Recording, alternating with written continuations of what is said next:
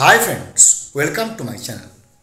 আমরা সবাই জানি রিট পিটিশনারদের পক্ষ থেকে যে ইনফরমেশান সাবমিশন করা হয়েছে সুপ্রিম কোর্টে, যার মেন ছিলেন পুরোধা সিনিয়র অ্যাডভোকেট বিকাশবাবু, ফিরদৌস শামীম সাহেবরা এবং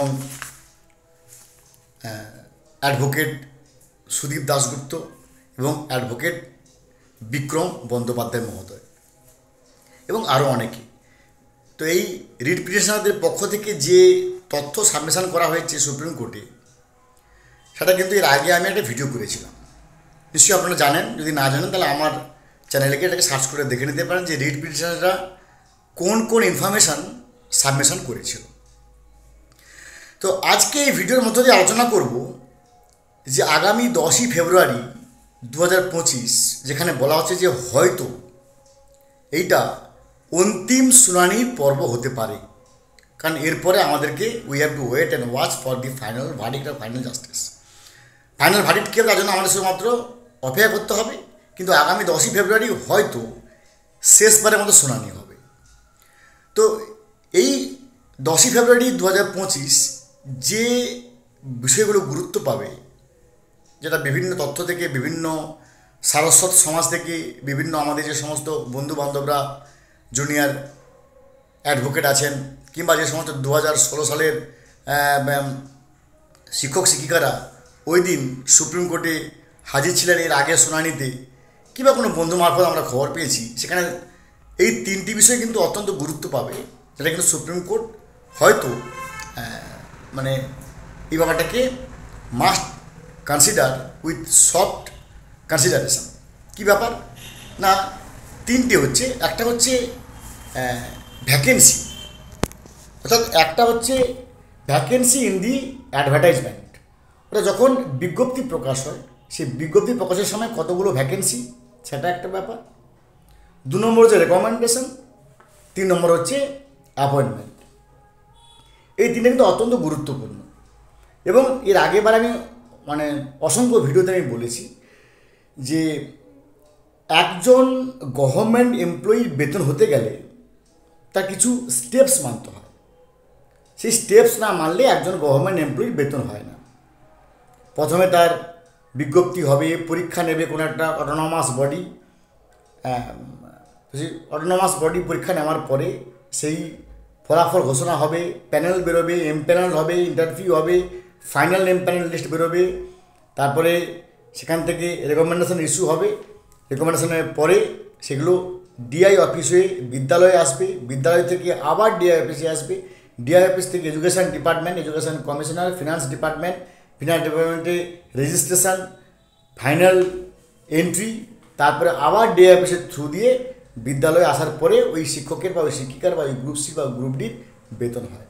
তাহলে একজন কর্মচারীর বেতন হতে গেলে এতগুলো স্টেপস মান্য করতে হয়, যেহেতু গভর্নমেন্ট এমপ্লয়ি হিসেবে তাকে চিহ্নিত করা হচ্ছে। কিন্তু এখানে কি ব্যাপারটা হয়েছে না, এখানে হয়েছে আমি আপনাকে 4টি বিষয় নিয়ে বলছি। আপনাদেরকে যারা আমার ভিউয়ার্স তাদের উদ্দেশ্যে আমি 4টে ভাগে ভাগ করছি। একটা হচ্ছে নবম দশম, একটা হচ্ছে একাদশ দ্বাদশ, একটা গ্রুপ সি এবং একটা গ্রুপ ডি। এই 4টি সেক্টরসে এই 3টি বিষয় যেভাবে প্রতিভাত হয়েছে, এটা কিন্তু আগামী 10ই ফেব্রুয়ারি 2025 অত্যন্ত গুরুত্বের সঙ্গে বিচার হবে।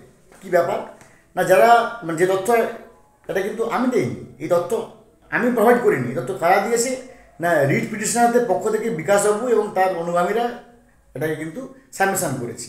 ওনারা কী তথ্য দিয়েছেন না, নবম দশমের ক্ষেত্রে যখন প্রথম অ্যাডভার্টাইজমেন্ট বা বিজ্ঞপ্তি বেরোয়, সেখানে বলা হয়েছিল যে নবম দশমের ক্ষেত্রে ভ্যাকেন্সি আছে 12,905টি, কিন্তু পরে পরীক্ষা নেওয়ার পরে school service commission recommendation issue করে 11,425। এ পর্যন্ত ঠিক আছে। 12,905টি বিজ্ঞপ্তি, ভ্যাকেন্সির বিজ্ঞপ্তি, এসএসসি 11,425টি রেকমেন্ডেশন ইস্যু করেছে, কিন্তু মধ্যশিক্ষা পর্ষদ অ্যাপয়েন্টমেন্ট দিয়েছে 13,056 জনকে। এখানেই বিপত্তি।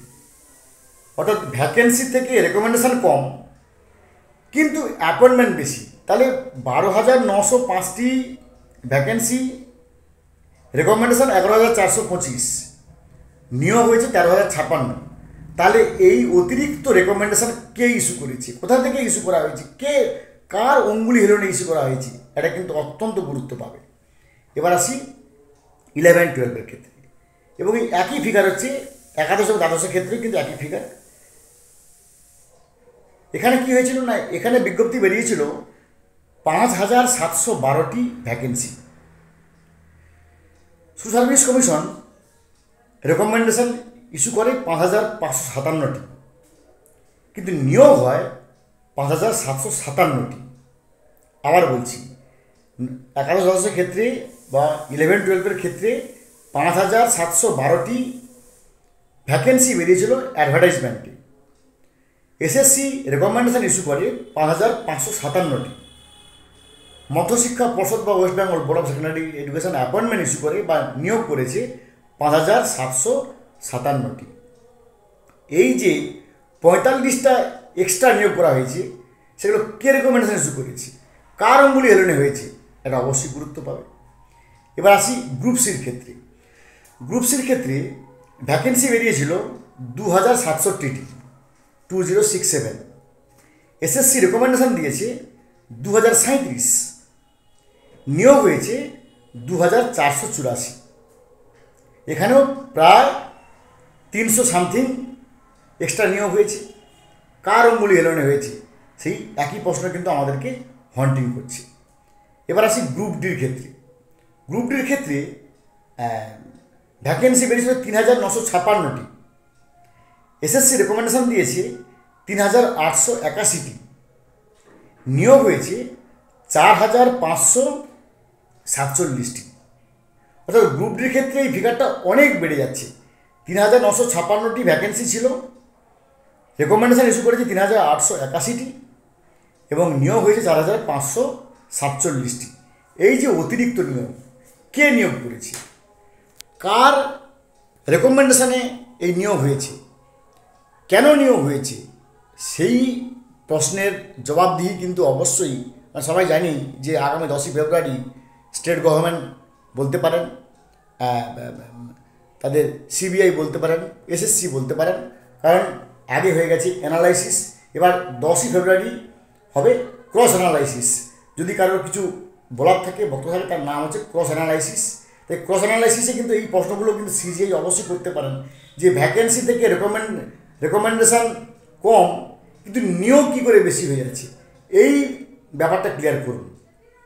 আর যদি ক্লিয়ার না হয়, তাহলে সুপ্রিম কোর্টের নিয়ম অনুযায়ী যদি কে দুর্নীতি করেছে এটা না পরিষ্কার হয়, কারা দুর্নীতি করেছে পরিষ্কার না হয়, তাহলে একটাই মাত্র পদ, পুরো প্যানেলটা নিয়ে তখন প্রশ্নচিহ্ন আসবে।